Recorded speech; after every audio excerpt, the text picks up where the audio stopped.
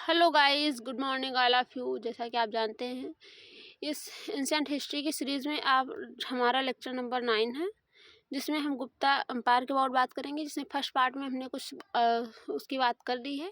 अब जो remaining topics है आज उस पर बात करेंगे, जिसमें से हमने कवर किया है सोर्स फॉर द स्टडी के लिए, और समुद्रगुप्त के अचीवमेंट्स पे भी बात की है। फिर अचीवमेंट्स ऑफ चंद्रगुप्त सेकंड के अबाउट भी बात की है। आज हम बात करेंगे कुछ इनके जो रिमेनिंग टॉपिक्स है उस पर, और importance of Fahien visit in India उस पर बात करेंगे। फिर गुप्ता एडमिनिस्ट्रेशन पे भी बात करेंगे। उसके बाद लिटरेचर, आर्ट एंड आर्किटेक्चर पे बात करेंगे। तो इस तरीके से रिमेनिंग टॉपिक्स पे हम आज बात करेंगे। और जिन्होंने भी पुरानी वीडियोस नहीं देखी है, डिस्क्रिप्शन में लिंक है, वो जाकर के वहाँ देख सकते हैं। और इस तरीके से हम एंशिएंट हिस्ट्री के साथ साथ फिर मॉडर्न हिस्ट्री, मिडिवल हिस्ट्री को भी कवर करेंगे। उसके साथ फिर पॉलिटिकल साइंस, उसके साथ ही जियोग्राफी और इकोनॉमिक्स की सारी सीरीज़ में हम कवर करेंगे, जो कि कॉम्पिटिटिव एग्जाम के लिए मोस्ट इम्पॉर्टेंट सब्जेक्ट्स हैं। तो चलिए स्टार्ट करते हैं। और आपके नॉलेज के लिए बता दें तो हमने मेरे सारे सब्जेक्ट्स मैंने कवर भी कर लिए हैं इसमें, इसके पहले वीडियोस में, तो देख सकते हैं। जो कि आज हमारा 9th चैप्टर है, उससे चलिए बात करते हैं।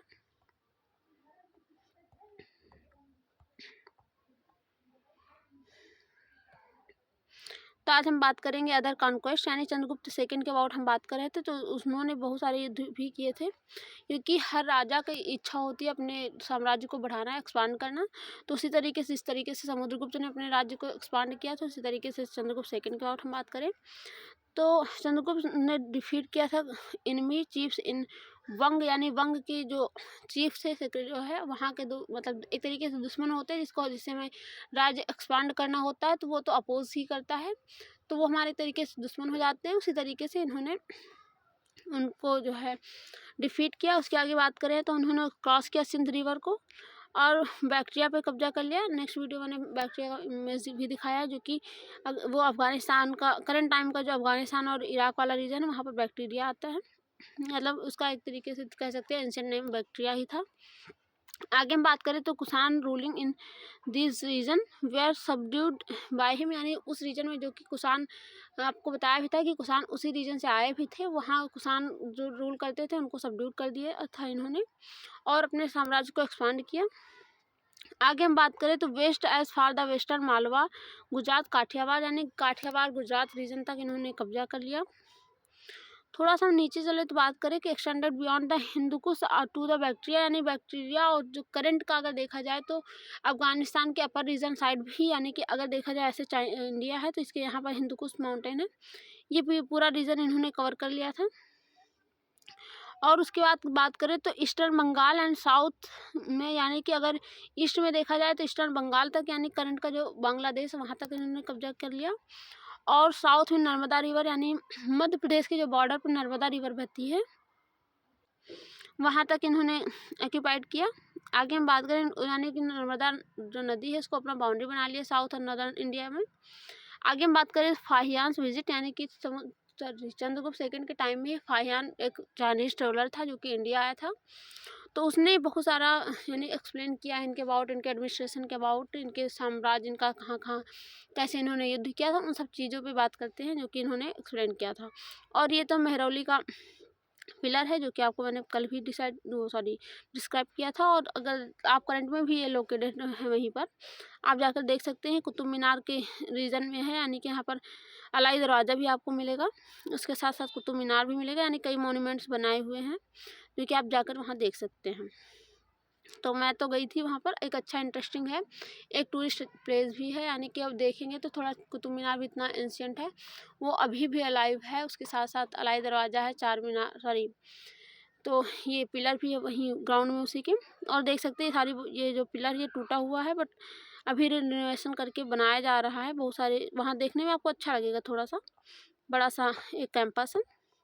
अब चलिए फाहियान के विजिट पे बात कर लेते हैं, जो कि एक चाइनीज था पिलग्रिमेज, यानी वो बुद्धिस्ट था। तो वो बुद्ध यहाँ से आया था मेनली बुद्धा के अबाउट नॉलेज कलेक्ट करने।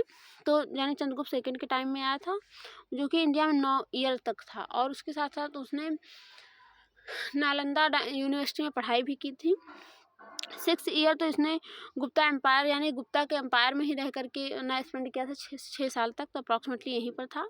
उसके बाद अगर इसकी बात करें तो ये आया जब था तो लैंड रूट से आया था, खोतान कास गढ़ गांधार पंजाब, यानी ये इधर साइड, सॉरी, ये चाइना से होकर के इधर पूरा क्रॉस करके अफगानिस्तान से होकर के आया था और लैंड साइड से यानी कि आया था। और उसकी हम बात करें तो पंजाब रीजन आप जो करंट का है वहाँ से देख सकते हैं। फिर विजिट किया इसने पेशावर, मथुरा, कन्नौज, श्रावस्ती, कपिलवस्तु, ये सारे रीजन जो करंट के भी, श्रावस्ती डिस्ट्रिक्ट भी है कन्नौज यूपी का, तो सारी रीजन इन्होंने यानी विजिट किया।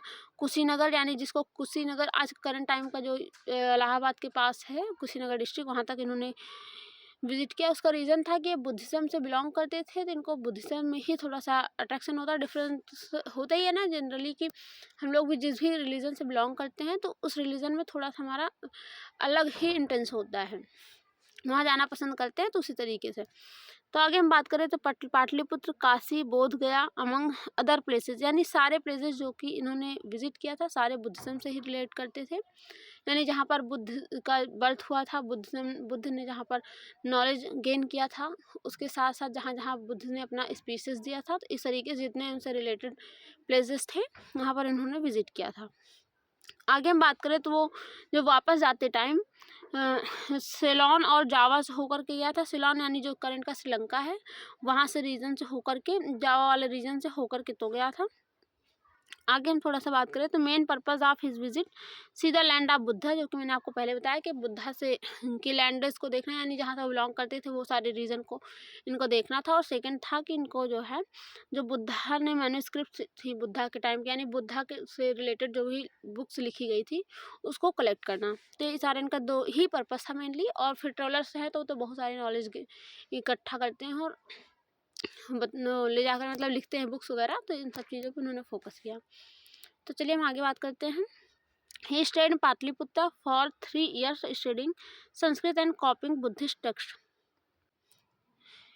तो ये 3 साल तक पाटलिपुत्र में रुके और उसके साथ साथ इन्होंने संस्कृत भी पढ़ाई की, उसके साथ साथ इन्होंने बुद्धिस्ट टेक्स्ट को लिखा भी, यानी उसे कॉपी की, क्योंकि जो ओरिजिनल बुक्स होती हैं उनको तो ले जाने के लिए अलाउड नहीं था, तो उससे इन्होंने कुछ पढ़ा और उसको अपनी भाषा में लिखा। तो इस तरीके से इन्होंने किया। और थोड़ा सा हम आगे बात करें तो Fahien provide valuable information on the religious, social, economical condition Gupta empire, यानी इन्होंने प्रॉपरली गुप्ता एम्पायर के अबाउट पूरा मतलब डिस्कस किया, कि बताया उनके अपने सोर्सेज जो उनकी बुक्स है उनसे मिला इनको पूरा प्रॉपर सोर्सेज, कि इन्होंने उनके जो है सोशल लाइफ का, इकोनॉमिकल कंडीशन का और उसके साथ रिलीजियस कंडीशन जो भी थे इन्होंने बुक में प्रॉपर डिस्क्राइब किया, तो जिसकी वजह से वो इन्फॉर्मेशन हमें करंट में मिलती है। आगे हम बात करें तो according to him Buddhism was the flourishing condition in the north western India, यानी इन्होंने बताया कि इंडिया जब ये गए थे तो उस टाइम नॉर्थ वेस्टर्न इंडिया में एक तरीके से उभर रहा था, बहुत मतलब फ्लोराइज कर रहा था। तो और उसके बाद इन्होंने वहाँ ने गंगेटिक रीजन को बताया और उन्होंने कहा कि गंगेटिक रीजन एक तरीके से लैंड ऑफ ब्राह्मणिज्म कहा गया, यानी कि उस टाइम ब्राह्मणिज्म का वो मतलब डोमिनेशन था। उसके साथ साथ इन्होंने और भी चीज़ें बताई, जैसे कि कपिलवस्तु एंड कुशीनगर के अबाउट भी इन्होंने बात की। According to him economical condition empire was a prosperous, उनके टाइम में बहुत समृद्ध था, यानी स्टेट में समृद्धि थी। उसका रीज़न था कि मोस्टली उस टाइम और आज भी देखा जाए तो इंडिया की जो इकोनॉमी है बिलोंग करती, वो डिपेंड करती है ऑन द एग्रीकल्चर। तो उस टाइम एग्रीकल्चर थोड़ा अच्छा हो गया था, ट्रेड भी थोड़ा नॉर्मल अच्छा था, तो जिसकी वजह से प्रॉस्पेरिटी थी। आगे हम थोड़ा बात करें, his account was valuable in many respects, he did not mention the name of Chandragupta second, यानी इन्होंने बहुत कुछ बताया तो बट प्रॉपरली देखा जाए तो इन्होंने चंद्रगुप्त सेकंड का नाम यूज़ नहीं किया है। आगे हम बात करें तो he was not interested in the political affair, because इनका कोई इंटरेस्ट नहीं था पॉलिटिकल अफेयर में। ये एक ट्रेवलर्स थे और पिलग्रिमेज टाइप्स थे, यानी कि तीर्थयात्री थे, इनको तीर्थ यात्रा करनी थी। एक तरीके से होता नहीं कि हमारे से ओल्ड एज जाते हैं तीर्थ यात्रा करने, दादा ग्रैंड फादर्स लोग जाते हैं, तो इस तरीके से इनको कोई पॉलिटिकल इंटरेस्ट नहीं था बल्कि घूमने में था, तो इन्होंने उसके अबाउट अच्छे से डिस्क्राइब किया है। और आगे बात करें, इंटरेस्टेड प्राइमरली रिलीजन, यानी मैक्सिमम कह सकते हैं कि धर्म पे ही ज़्यादा इंटरेस्ट था इनको, तो इसलिए उसमें ही इन्होंने इंटरेस्ट अपना दिखाया। और बुद्धिस्ट एंगल, यानी एक तरीके से इन्होंने प्रॉपरली बुद्धिस्ट पे फोकस किया है। फिर आगे बात करें तो इन्होंने ऑब्जर्वेशन किया social condition and found the exaggerated, यानी कहा जाता है कि इन्होंने सोशल लाइफ में तो मतलब फोकस किया है, लेकिन कुछ चीज़ें इन्होंने इतना ज़्यादा लंबा फेंक दिया, कहते हैं ना अपनी नॉर्मल भाषा में लंबा फेंकना, तो उसी तरीके से अतिशयोक्ति तरीके से इन्होंने पाया है कि उस टाइम पे, जैसे कि इन्होंने कहा कि उस टाइम पे जहाँ पर स्लेव नहीं थे और सती प्रथा का कोई वो नहीं मिलता, लेकिन कुछ चीज़ें मिलती हैं प्रॉपरली, ऐसा नहीं है इंडिया में सारे जो रूल्स फॉलो होते हैं तो वो चीज़ें थे, बट प्रॉपर अगर देखा जाए तो सॉरी जो स्लेव सिस्टम था उसका रीज़न है कि इंडिया में थोड़ा सा एक टॉलरेट थे, जो है स्लेव के प्रति भी थोड़ा अच्छा बिहेव करते थे देन दैट ऑफ यूरोप या अदर रीजन्स। आगे हम बात करें estimate of the Chandragupta. Power and glory of the Gupta empire reach its peak under the Chandragupta second Vikramaditya, यानी चंद्रगुप्त विक्रमादित्य के टाइम में ये पीक पर पहुंचा था, इसकी प्रॉस्पेरिटी, ग्लोरी, पावर्स एम्पायर की। He also contribute to the general cultural progress as and patronize great literary figures like Kalidasa, यानी इन्होंने इनको भी जैसे कि समुद्रगुप्त थे वैसे इन्होंने भी सब एरिया में फोकस किया, अपने राज्य को अपने एम्पायर को एक्सपांड करने से लेकर के इन्होंने कल्चर भी फोकस किया, उसके साथ साथ स्कॉलर्स पे भी फोकस किया, तो इस तरीके से अपने राज्य को यानी कि प्रॉस्पेरस करने में इनका काफ़ी योगदान रहा है। जैसे कि इन्होंने बहुत सारे उसको पोइट्स को भी क्या कहते हैं पैट्रनाइज किया, जिसमें से जैसे कालिदास हैं। He promoted artistic activity because of the high level of the cultural progress and achieve during this period, यानी कि इनके टाइम में देखा जाए कल्चरल प्रोग्रेस भी हुआ, उसके साथ आर्ट पे भी इन्होंने फोकस किया, आर्किटेक्चर पे भी इन्होंने फोकस किया। आगे थोड़ा सा बात करें तो Gupta period is generally referred to as the golden age, यानी इसीलिए इसको कहा जाता है गोल्डन एज कहा जाता है गुप्ता पीरियड को, बिकॉज इनके टाइम में गुप्ता ओवरऑल देखा जाए तो गुप्ता पीरियड में आर्ट एंड आर्किटेक्चर का भी काफ़ी अच्छा विकास हुआ था। उसके साथ साथ अगर देखा जाए तो अगर एजुकेशन साइंटिफिक नेचर से भी देखा जाए तो बहुत अच्छा इसका भी विकास हुआ था। उसके साथ साथ स्कॉलर्स में मैंने बताया कि जैसे कालिदास जिसको अद्वितीय विद्वान कहा जाता है, संस्कृत का सबसे बड़ा विद्वान कहा जाता है इनको। और आर्ट में इन्होंने जो उस पर कौन सी गुफा है थोड़ा सा याद नहीं आ रहा, उस गुफा में से ये फिगर मैंने लगाया है, ये जो है उसमें फिगर्स में वहाँ गुफा में इन्होंने पेंटिंग करवाई बहुत अच्छी, तो इस तरीके से देख सकते हैं उस टाइम की पेंटिंग है ऐसे, तो इस तरीके से इन्होंने ओवरऑल फोकस किया, इसलिए इसको गोल्डन एज कहा जाता है। अब आइए आगे हम थोड़ा सा बात कर लेते हैं। तो detail about the cultural progress and Gupta age is given below, यानी कि हम थोड़ा डिटेल में बात करें तो successor of the Chandragupta second. हम चंद्रगुप्त सेकंड के अबाउट बात करें तो सर इनके जो सक्सेसर्स थे इन्होंने, यानी कि वो हेरिडेटरी होता है एम्पायर सिस्टम, यानी जो मोनार्कल सिस्टम हेरिडेटरी होता है, तो जिसमें चंद्रगुप्त के सेकंड अगर देखा जाए तो इनका पुत्र कुमार गुप्त थे, यानी जो कि इनके बाद राजा बने। उन्होंने मार्क किया जनरल पीस एंड प्रॉस्पेरिटी, इन्होंने भी फोकस किया थोड़ा सा शांति और अपने देश को समृद्ध करना, राज्य को आगे बढ़ाना। इन्होंने इशू किया नंबर ऑफ कॉइन्स, यानी कॉइन्स तो गुप्ता एम्पायर में जितने भी राजा आते थे प्रॉपरली सभी लोगों ने इशू किया था, सभी राजाओं ने, और उनके इंस्क्रिप्शन भी फाउंड पाए जाते हैं गुप्ता एम्पायर, यानी कि ओवरऑल देखा जाए तो सभी रूलर्स ने अपने अपने इंस्क्रिप्शन भी इशू करवाए थे। और इन्होंने भी अश्वमेध यज्ञ जो है अश्वमेध सेक्रीफाइस इन्होंने भी अज्यूम किया था। आगे थोड़ा सा बात करें तो importantly he laid the foundation of the Nalanda university, इस पे मोस्ट फोकस करें तो नालंदा यूनिवर्सिटी इन्होंने ही बिल्ड करवाया था, और Nalanda university top university of the world थी अपने टाइम में, और करंट टाइम में भी आप देख सकते हैं कि अभी मोदी जी ने लास्ट ईयर उसे फिर से रिपेयर करवा के इसे रिनोवेट करवाया था, तो वहाँ देख सकते हैं। यानी नालंदा यूनिवर्सिटी, बस डिफरेंस ये था कि थोड़ा सा बुद्धिज्म को ही ज़्यादा प्रमोट करती थी, बस इतना ही, बाकी Nalanda university best university of the world थी, इन्होंने करवाया था। उसके साथ हम बात करें तो इमर्ज इंस्टीट्यूशन इंटरनेशनल रेपुटेशन, तो जिसकी वजह से आज भी हम इंडिया को विश्व गुरु कहते हैं, नालंदा यूनिवर्सिटी की वजह से ही। उस टाइम पे भी नालंदा यूनिवर्सिटी इतनी अच्छी थी, मतलब बहुत ज़्यादा एक मतलब कह सकते हो उस टाइम की वजह रीज़न से बहुत अच्छी थी, जिसमें विदेश से लोग पढ़ने आते थे। इसी वजह से हम इंडिया को कहते हैं कि विश्व गुरु है, क्योंकि यहाँ बहुत अच्छे-अच्छे जो टीचर थे। यानी एक मैंने इसके अबाउट पढ़ा था कि इसमें जो स्टूडेंट लेने मतलब जिसको एंट्रेंस चाहिए होता था, उसके जो द्वारपाल यानी जो गेट कीपर होते हैं, वो टेस्ट लेते थे। अगर उनको टेस्ट देने में अगर जो पास हो जाता था स्टूडेंट, वही उसमें नालंदा यूनिवर्सिटी में एंट्रेंस ले सकता था। तो इस तरीके से नालंदा यूनिवर्सिटी के अबाउट कुछ स्टोरीज भी हैं। आगे हम बात करें जिसकी वजह से इंटरनेशनल रेपुटेशन इंडिया का बढ़ा। थोड़ा सा बात करें तो his reign powerful wealthy tribe called the Pushyamitras defeated the Gupta army. यानी उस टाइम पे बहुत ज़्यादा अच्छा हुआ था, बट कहा जाता है पुष्यमित्र ने डिफीट कर दिया था गुप्ता आर्मी को उस टाइम पे, जब यानी कि ट्राइब एक तरीके से ट्राइब ही था। तो पुष्यमित्र शुंग, तो उन्होंने जो है युद्ध किया और जो है कुमारगुप्त को हराया था। आगे हम बात करें तो Huns from central Indian Asia made attempt to the cross Hindukush and mountains and invade India. यानी जो ह्यून्स इसके बाद धीरे धीरे होता नहीं कि कुछ दिन जब लंबा शासन हो जाता है तो बहुत सारे थोड़ा सक्सेसर भी वीक हो जाते हैं और आउटसाइडर भी अटैक कर करके धीरे धीरे जो है इंडिया यानी कि वो एम्पायर को ख़त्म करके अपनी डायनेस्टी वो फाउंड करते हैं। जैसे कि आपने देखा ह्यून सकाज, उसके बाद मौर्यन डायनेस्टी, सुंग, इस तरीके से। तो आगे हम बात करें थोड़ा सा, it was this his successor and Skandagupta who really face the Hyun invasion. यानी कि देखा जाए तो कुमारगुप्त के टाइम में ही ह्यून का इन्वेजन स्टार्ट हो गया था, बट स्कंदगुप्त के टाइम में प्रॉपरली हुआ था और इन्होंने फेस किया था इसको।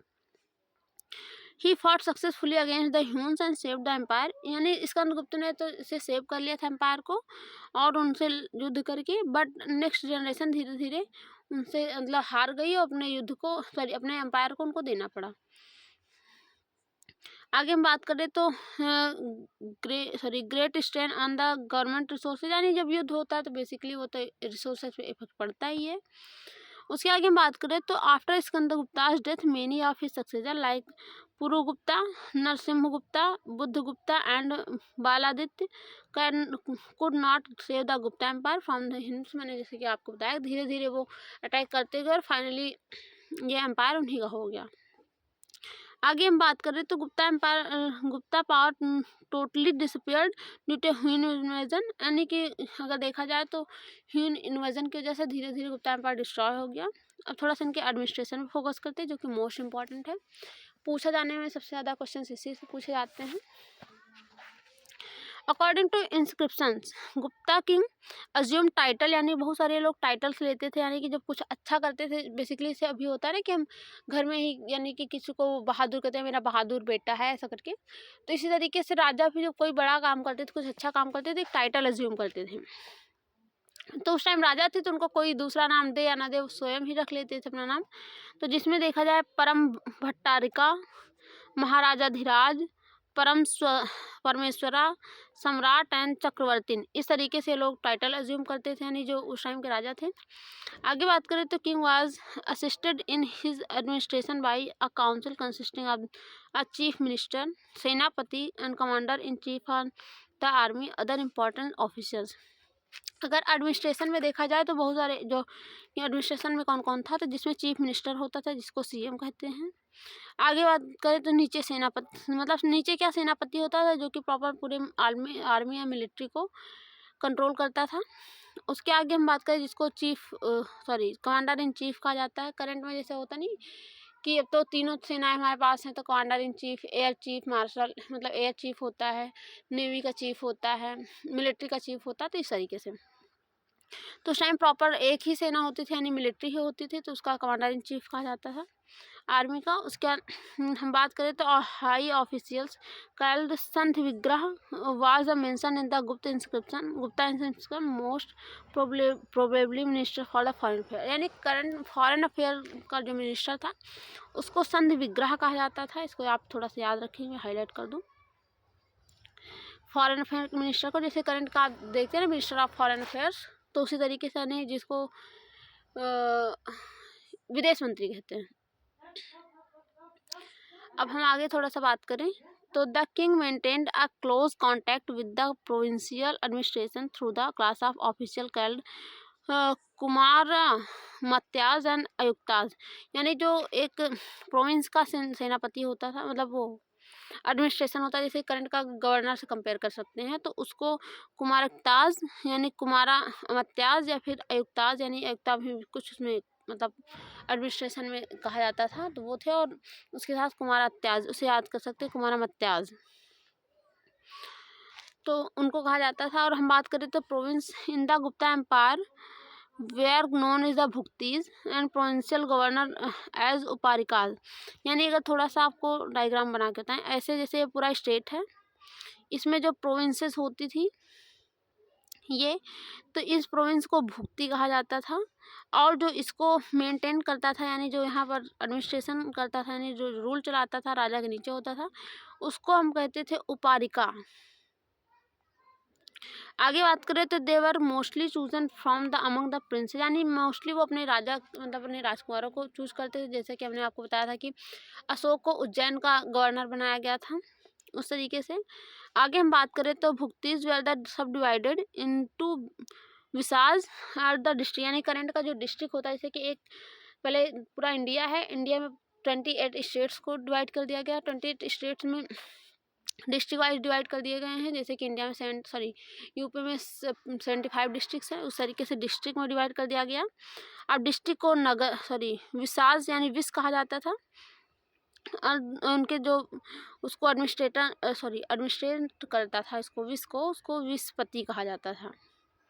उसके nagara shreshthis were the officers looking after the administration, city का एडमिनिस्ट्रेटर होता था, जैसे सिटी डिस्ट्रिक्ट, सिटी और डिस्ट्रिक्ट सिटी ऐसा कुछ कहते हैं ना उसको, जैसे जो डीएम लेवल का होता है उसको स्टार्टिंग में जब पोस्ट मिलती है तो वही दी जाती है डिस्ट्रिक्ट सिटी मजिस्ट्रेट, तो उस तरीके से उसको नगर श्रेष्ठी का नाम दिया जाता था, यानी प्रॉपर जो सिटी मेंटेन रखता था हमारा रूल्स एंड रेगुलेशंस को।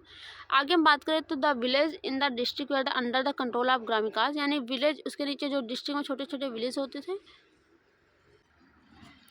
जो ग्राम होते थे उनको ग्रामिका कंट्रोल करते थे, यानी थोड़ा सा ब्लू पेन ले लें, यानी डिस्ट्रिक्ट को विस और इसको एडमिनिस्ट्रेटर को विसपति कहा जाता था, और जो विलेजेस होते थे विलेज को ग्रामिका और उसके जो एडमिनिस्ट्रेटर होते थे उसको ग्रामिकाज कहते थे, यानी जो विलेज होता था उनको ग्राम, बेसिकली अभी भी देखा जाए तो हिंदी में इसको ग्राम कहा जाता है, गांव यानी ग्राम उसको कहा जाता है, उसके जो administrator.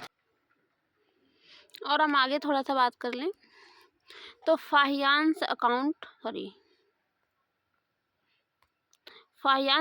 On the Gupta administration provide useful information, यानी फाहियांस ने प्रॉपरली, मैंने आपको बताया कि उन्होंने प्रॉपर अपने बुक्स में लिखा था जो भी रिसोर्सेज उनके पास थे, तो उनसे प्रॉपर पता चलता है कि he characteristics the Gupta administration as mild and benevolent, यानी कि बहुत ज़्यादा स्ट्रिक्ट नहीं था और कुछ माइल्ड भी था जो एडमिनिस्ट्रेशन।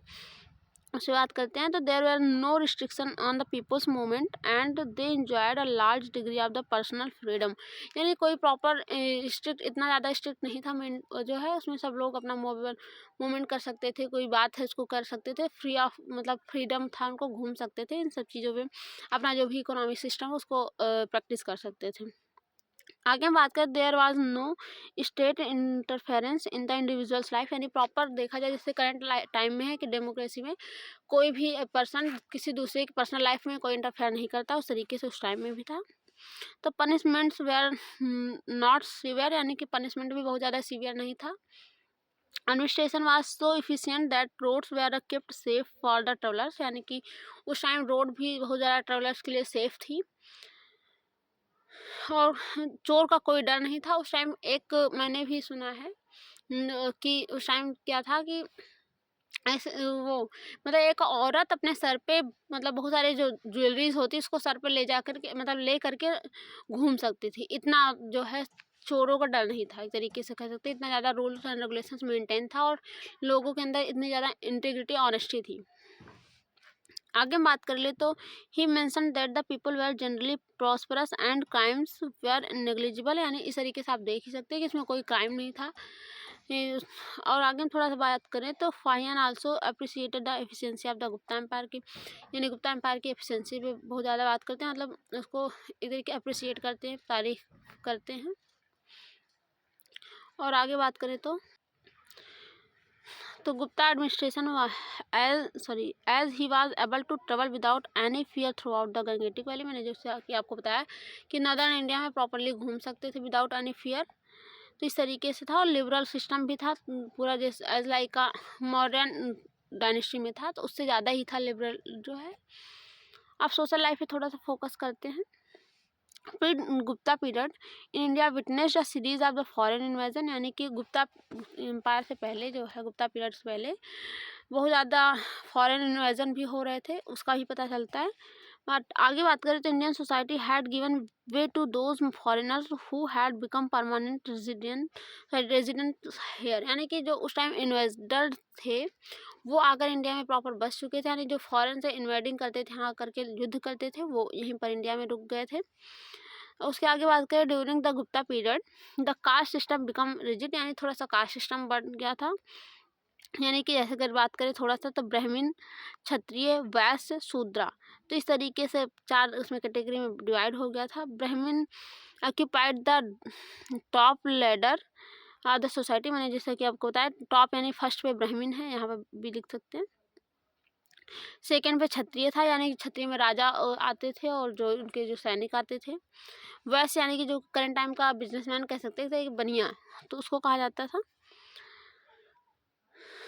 तो यहाँ थोड़ा सा हम बात कर लें तो they were given enormous gifts by the ruler well other wealthy people, यानी कि ब्राह्मण को टॉप लेडर से रखा जाता था, इसको राजा बहुत सारे गिफ्ट भी करता था, वेल्थ का यानी प्रॉपर्टी का भी।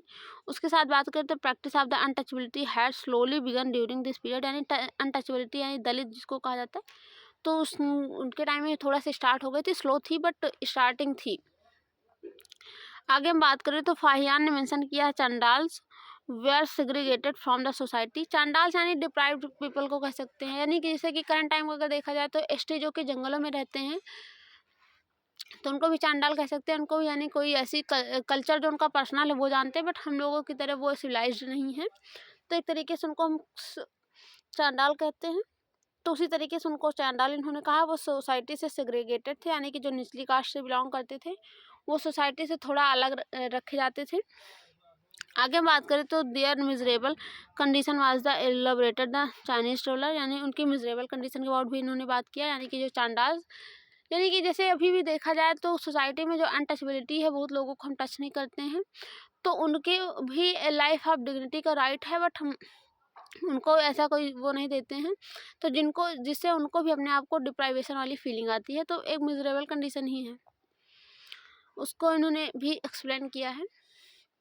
थोड़ा सा हम बात करें तो position of the women's become miserable during the Gupta period, and women's की कंडीशन बहुत पुअर थी, थोड़ा सा मतलब बहुत क्या थोड़ा सा भी पुअर थी, तो then that of other person होता ही है ना, जैसे कि मैंने आपको चांडाल्स के और बताया वैसे सेम थिंग कि वीमेंस को कोई रिस्पेक्ट नहीं, तो वो सारी चीज़ें वो हर्ट करती हैं।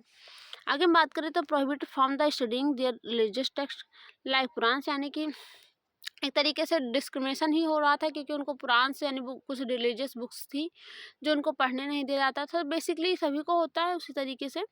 और subjection of women to men was the thoroughly regularised, यानी कि एक तरीके से पैट्रियार्कल जो सोसाइटी थी जो कि टोटली अगर देखा जाए तो वीमेन को सब्जुगेट करती थी।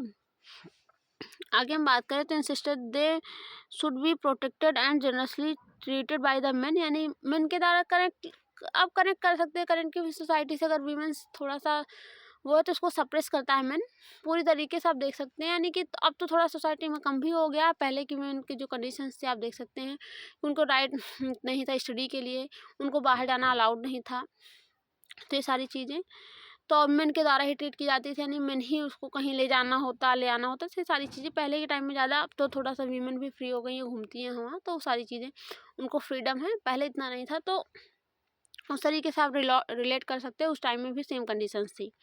आगे हम बात करें प्रैक्टिस ऑफ द स्वयंवर was given up and the Manusmriti suggested the clearly marriage for the girls, यानी मनुस्मृति में भी है जो कि सजेस्ट करता है कि वीमेंस को एक राइट टू मैरिज कह सकते हैं ना, जो करंट में 21 में रखा जाता है, तो जो स्वयंवर का भी उस टाइम में भी एक सिस्टम था, जैसे कि स्वयंवर आपने मूवीज़ में देखा होगा या फिर एंशिएंट मूवीज़, यानी जो पुरानी मूवीज़ है उसमें। और उसके साथ साथ अब 2 स्वयंवर का मैं बताऊँ तो जैसे महाभारत में द्रौपदी का होता है और रामायण में आप देख सकते हैं सीता का होता है। तो इस तरीके से स्वयंवर प्रैक्टिस भी की जाती थी।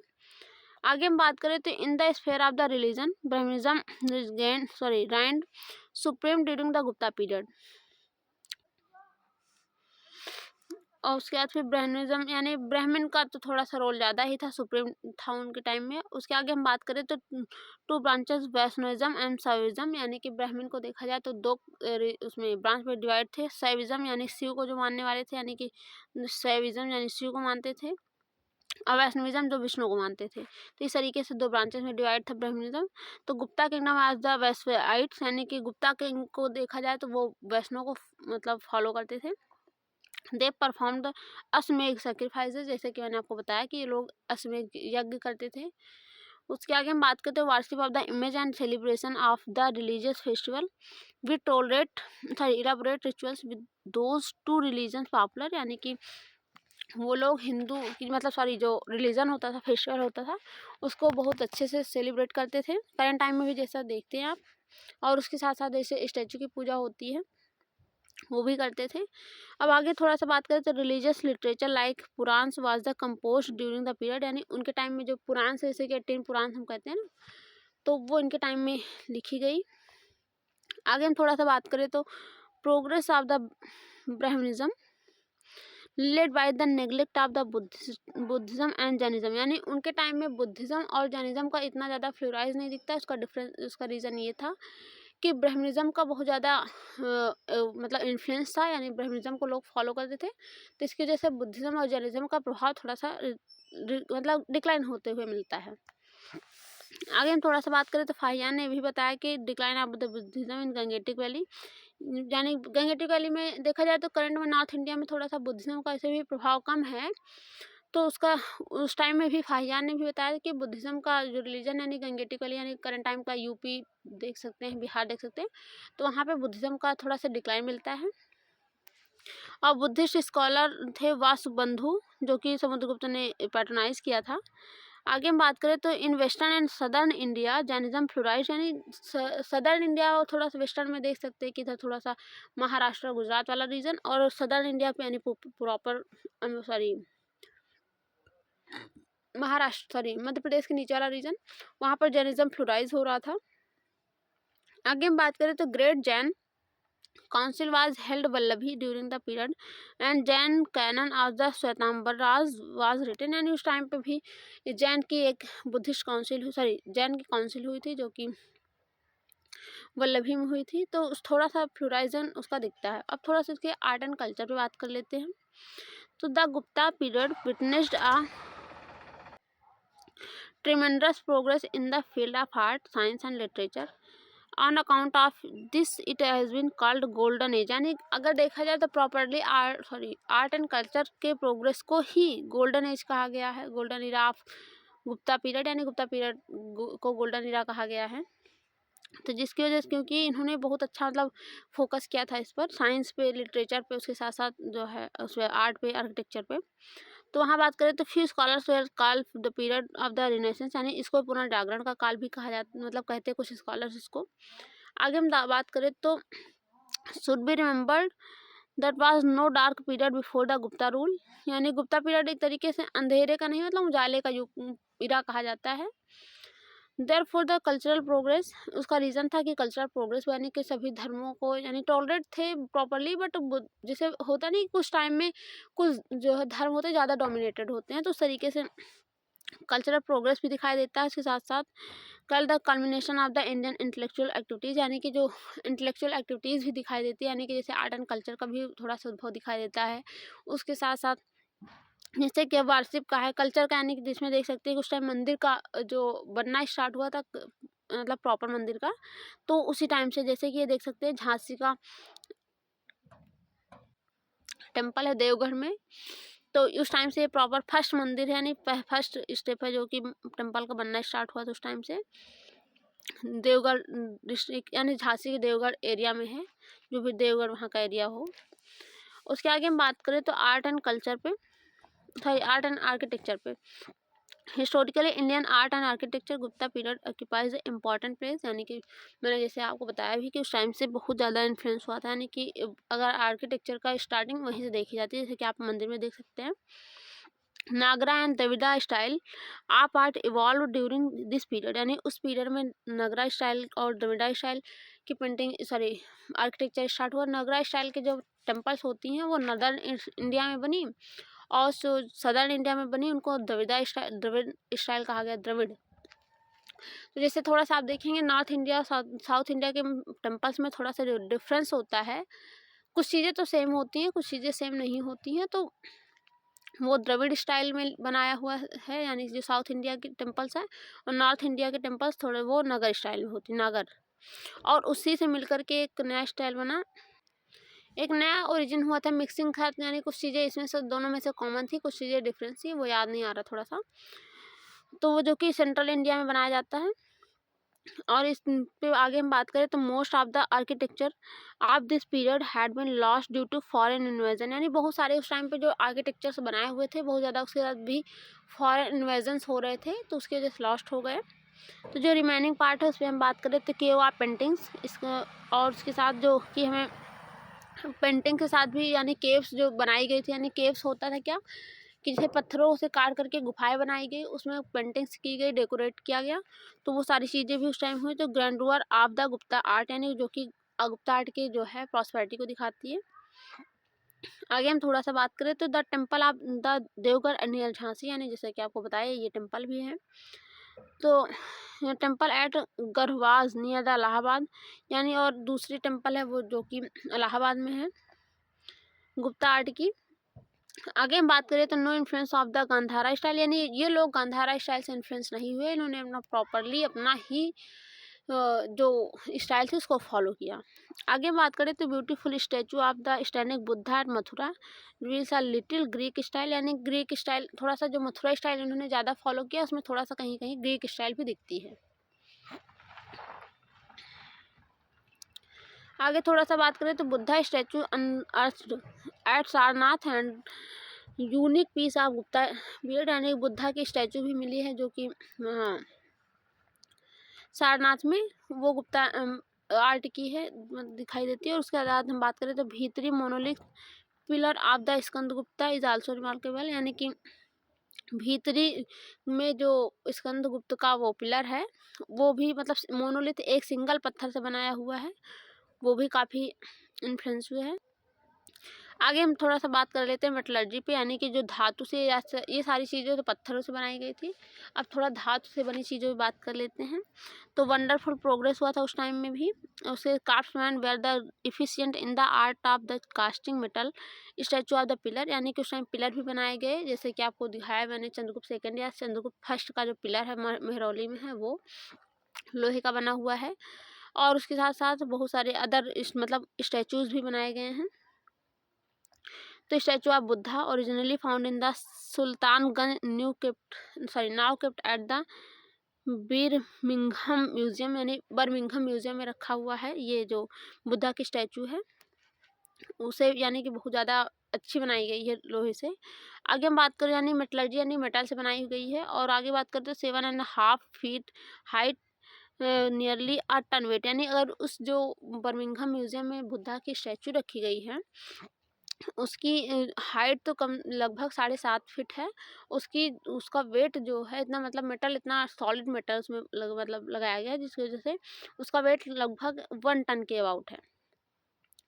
आगे हम बात करें तो Delhi iron pillar Gupta period still free from the rust through the completely expose the sun and rain for the so many century, यानी कि आपने देखा कि थोड़ा सा फिगर ही ले लेते हैं।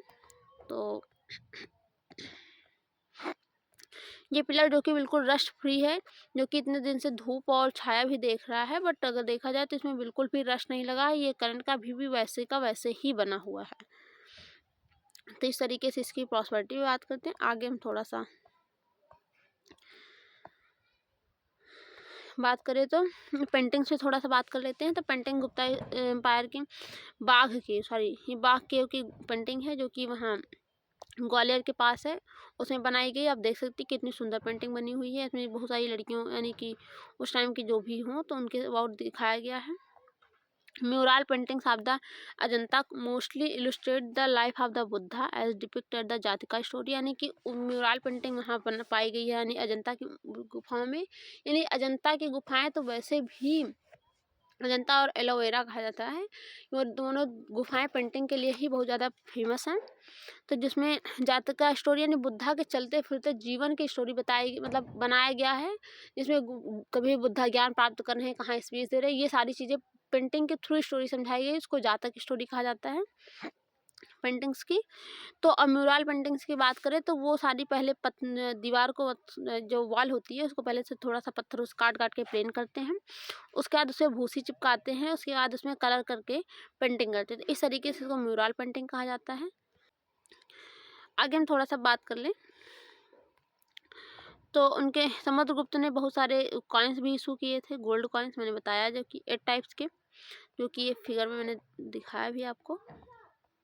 ये तो बहुत सारे टाइप्स के जो गोल्ड के कॉइन्स इशू होते थे और बहुत से कॉपर के भी इशू हुए हैं, उसके साथ साथ सिल्वर के भी इशू हुए हैं।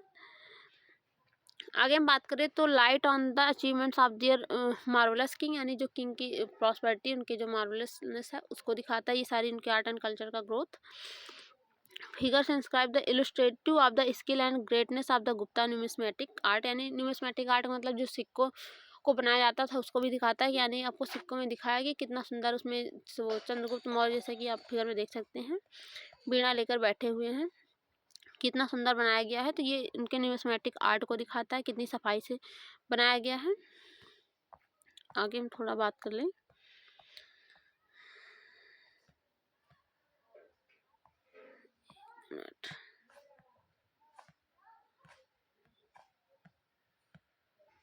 सॉरी वो पेज तो थोड़ा वो हो गया, 1 मिनट। हाँ, तो इस तरीके से ये सारी चीज़ें मतलब न्यूमिस्मेटिक आर्ट ये सारी चीज़ें उनके प्रॉस्पेरिटी को दिखाती है कि कहाँ क्या कैसे था उनका एम्पायर जो बहुत ज़्यादा फेमस है। तो ये सब रीजंस थे। आगे हम थोड़ा सा बात करें तो चंद्रगुप्त सेकंड के अबाउट कि his successor also issued the gold silver and copper coin, जो कि मैंने आपको बताया कि डिफरेंट टाइप्स के गोल्ड सिल्वर कॉपर्स के कॉइन्स भी इशू हुए हैं। तो चलिए हम थोड़ा सा लिटरेचर भी बात कर लेते हैं। तो लिटरेचर संस्कृत लैंग्वेज बहुत ज़्यादा उस टाइम प्रोमिनेंट थी, नागरी स्क्रिप्ट में लिखी जाती थी और उसके साथ साथ ब्राह्मी स्क्रिप्ट भी इससे इवॉल्व हुई थी। और उसके बाद हम बात करें तो numerous work in the classical Sanskrit came to the written in the forms of the epic, lyrics, drama, prose, यानी ये सारी चीज़ें लिखी जो कि संस्कृत में, यानी एपिक्स भी लिखे गए, लिरिक्स, ड्रामा, प्रोज ये सारी चीज़ें उसमें लिखी गई संस्कृत में। यानी कि जो नाटक होता है, कविताएं होती, कहानियाँ, वो सारी चीज़ें संस्कृत में लिखी गई। आगे हम बात करें तो best of the Sanskrit literature belong to the Gupta age, यानी गुप्ता पीरियड में जैसा कि आपको बताऊँ तो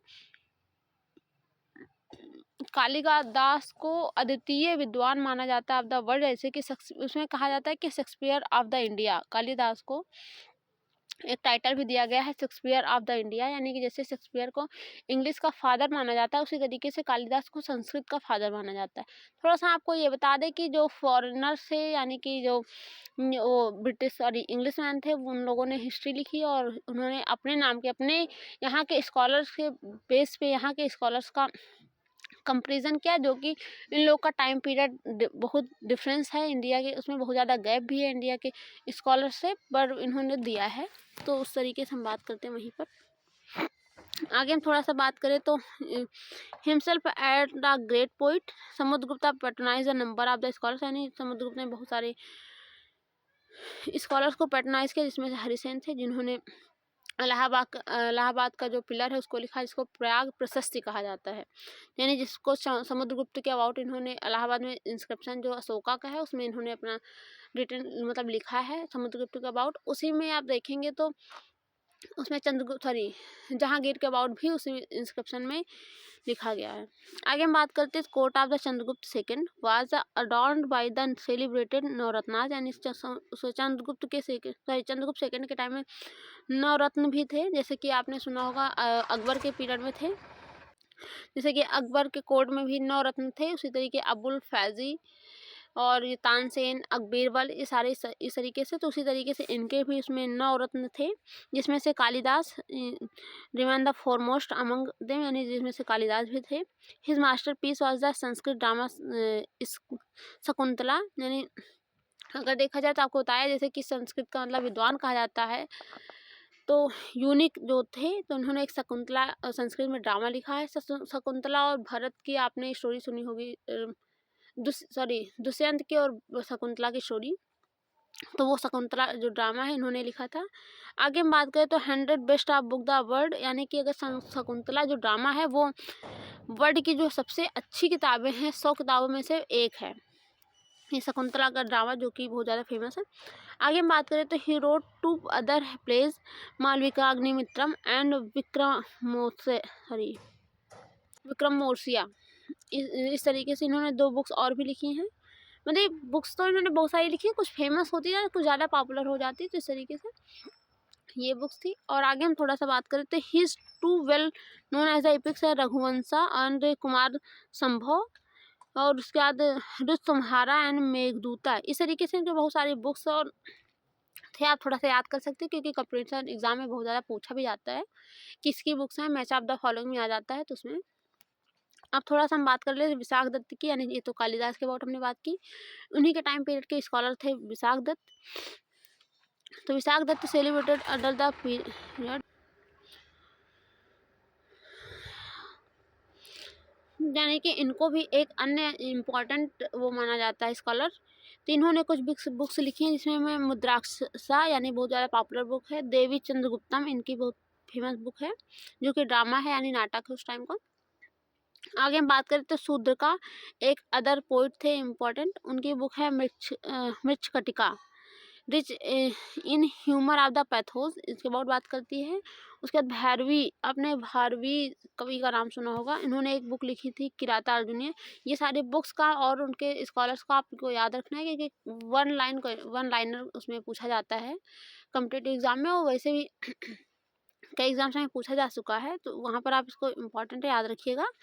तो भैरवी ऑफ द किराता अर्जुना, यानी किराता अर्जुनिया कहा जाता है उनको, कि भारवी ने लिखा था। Story of the conflict between Arjun and Shiva के बात करते हैं, जब अर्जुन और शिव के बीच कॉन्फ्लिक्ट हुआ था। तो आगे हम बात करें दांडिन, उनकी बुक है काव्य दर्श एंड दशा कुमार चरिता, इस तरीके से इनकी बुक्स हैं। और आगे हम बात करें तो अदर इम्पॉर्टेंट जो वर्क किया गया, जैसे वासव दत्ता रिटन बाय द सन सुबंधु इनके द्वारा लिखी गई है, वासव दत्ता। उसके बाद पंचतंत्र, यानी कि जो कि विष्णु शर्मा के द्वारा लिखी गई है। स्टोरी बहुत अच्छी स्टोरियाँ, जिसमें पंचतंत्र की स्टोरियाँ मैंने भी पढ़ी हैं, आप पढ़ सकते हैं उसमें। उसके बाद हम बात करें तो बुद्धिस्ट स्कॉलर में बात करें तो अमर सिम्हा, इन्होंने लेक्सिकन कैल्ड द अमर कोसा, इन्हें अमर कोश कहा जाता, मतलब इन्होंने लिखा था अमर सिम्हा ने, जो कि एक बुद्धिस्ट स्कॉलर थे। और थोड़ा सा हम पुराण पे बात कर लेते हैं, तो present from the compose during this period, यानी बहुत सारे पुराण भी इनके टाइम में लिखे गए। आगे जिसमें से करंट में आप देखते हैं कि 18 पुराण हैं, उसमें से कौन कौन से पुराण लिखे गए, जैसे भागवत, विष्णु वायु पुराण, मत्स्य पुराण, ये सारे इंपॉर्टेंट पुराण से उस टाइम में लिखे गए थे। और आगे हम बात करें तो Mahabharata and Ramayana given final touch and return the present form during this period, यानी करंट टाइम का जो महाभारत और रामायण है वो सारी स्टोरीज इसी टाइम यानी गुप्ता पीरियड में लिखी गई थी। तो इस तरीके से हमने बात की। और थोड़ा सा हम साइंस से बात कर लेते हैं, ये लास्ट टॉपिक है।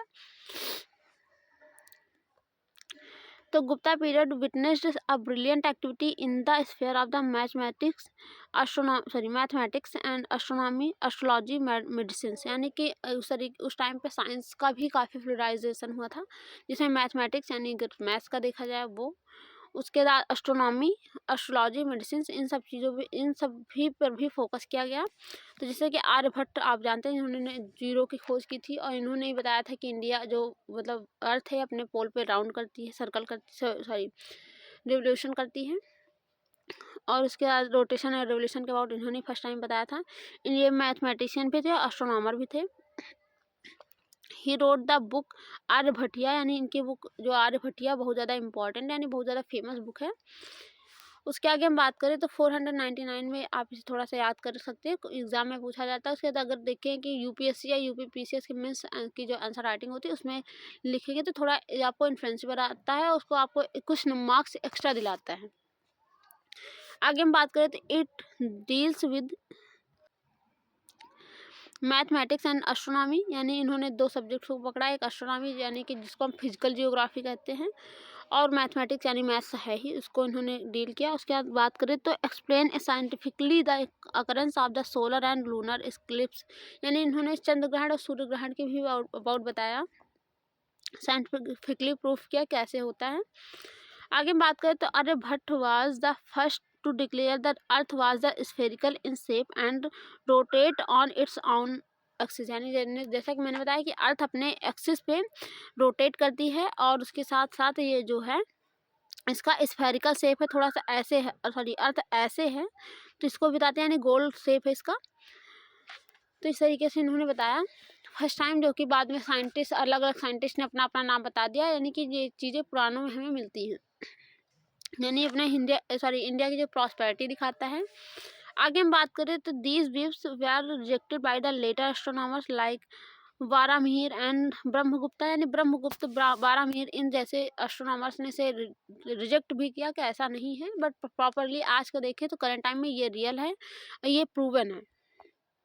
आगे हम बात करें तो वारामिहिर भी उस टाइम के जो स्कॉलर थे, उन्होंने पंच सिद्धांतिका लिखा है, तो 5 एस्ट्रोनॉमिकल सिस्टम इन्होंने बताया है।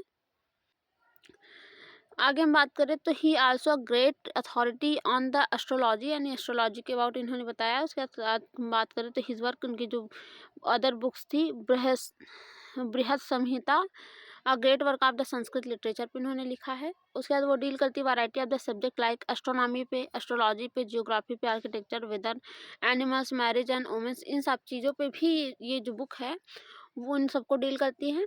उसके साथ हम थोड़ा सा बात करें तो बृहद जातका उनकी एक अदर बुक से इम्पॉर्टेंट है, जो कि standard work on the astrology पे बताती है, यानी ज्योतिष विज्ञान जिसको कहते हैं उस पर भी बात करती है।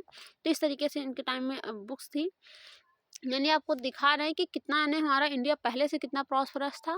वो कि जब बाद में ब्रिटिशर्स आए और वो उन्होंने फाइनली कहा कि साइंस में ये है, वो सारी चीज़ें एक्सप्लेन कर दी वो उन्होंने अपने नाम पे, जो कि ये सारी चीज़ें इंडिया में ऑलरेडी अवेलेबल थी। सिर्फ डिफरेंस ये था, कभी कभी होता है ना कि हमारा ज्ञान छुपा होता है, और यानी कि जैसे होता नहीं कि नॉलेज के ऊपर बहुत सारी एक लेयर मिट्टी की जम गई हो और कोई आए धूल ना साफ करे उसको कह दे कि गंदा है। सपोज दैट एक डायमंड ले लीजिए, वो मिट्टी में नीचे पड़ा है और नीचे कोई नहीं ध्यान देता तो उसके ऊपर लेयर जम गई तो लोग उसको ध्यान नहीं देते, सोचते मिट्टी का है, कुछ नहीं, एक कांच का टुकड़ा होगा सपोज दैट। बट अगर मिट्टी हटा कर देखा जाए तो फाइनली हो सकता है कि वो डायमंड हो। तो उस तरीके से इंडिया में कि जो नॉलेज था इंडिया का उस पर एक तरीके से एक लेयर जम गई थी, तो उसको साफ करने की जगह सब लोगों ने अपना अपना इम्पोज कर दिया। इस तरीके से इंडिया के प्रॉस्पेरिटी और नॉलेज दिखाता है। आगे हम बात करें तो in the field of the medicine, अगर मेडिसिन के फील्ड में देखा जाए तो Vagbhatta live during this period, उस टाइम पे मेडिसिन यानी चिकित्सक थे। आगे बात करें तो was the last of the great medicine trio of the ancient India, यानी ट्रायो कहा जाता है, यानी कि चिकित्सक क्या कहा जाता है, जो कि ऑपरेशन भी करते थे, उनका सक्सेस हुआ था। आगे हम बात करें तो अदर 2 स्कॉलर्स तो चरक एंड सुश्रुत भी उस टाइम पे थे, गुप्ता पीरियड में, जो एक तरीके से वैद्य कहा जाता है। Vagbhatta was the author of the Ashtanga Marga, sorry, अष्टांग समग्र, यानी एक बुक लिखी थी, उसमें इसका वो था कि summary of the 8 branches of the medicine, यानी 8 तरीके की दवाओं के अबाउट उन्होंने इस पर डिस्कस किया है। तो इस तरीके से चैप्टर ख़त्म होता है। आप देख सकते हैं इसका रिमेनिंग पार्ट, यानी इसका फर्स्ट पार्ट इसके डिस्क्रिप्शन में लिंक है, आप वहाँ से देख सकते हैं। उसके बाद सेकंड पार्ट में हमने पूरा कवर किया है। तो आप गुप्ता पीरियड बहुत मोस्ट इंपॉर्टेंट चैप्टर है, यानी इसमें आप थोड़ा सा हर राजाओं के अचीवमेंट्स, उनके एक्सपांडेशन की बात करते हैं, उसको आप फोकस कीजिएगा। उसके साथ साथ जो लिटरेचर, आर्ट एंड कल्चर, उसके साथ साथ ये जो साइंस का डेवलपमेंट हुआ, इन सब चीज़ों पर आप फोकस कर सकते हैं, जो कि आपको एक तो पहली बात तो आप एक अवेयर पर्सन भी बनाता है, उसके साथ साथ आपको कॉम्पिटिटिव एग्जाम में हेल्प भी करता है। तो इस तरीके से मोस्ट इंपॉर्टेंट चैप्टर है। तो ये वीडियो वहीं समाप्त करती हूँ, फिर मिलते हैं नेक्स्ट वीडियो में। थैंक यू, और लाइक शेयर एंड सब्सक्राइब जरूर कीजिए। जो भी आपको प्रॉब्लम हो चैप्टर से रिलेटेड या किसी और अदर सब्जेक्ट से रिलेटेड या कुछ भी हो तो आप हमें कमेंट करके बता सकते हैं। और जिस भी टॉपिक्स पे आपको वीडियोस चाहिए आप हमें कमेंट करके बता सकते हैं, मैं उस पर ज़रूर वीडियोस लेकर आऊँगी। तो मिलते हैं नेक्स्ट वीडियो में। Thank you.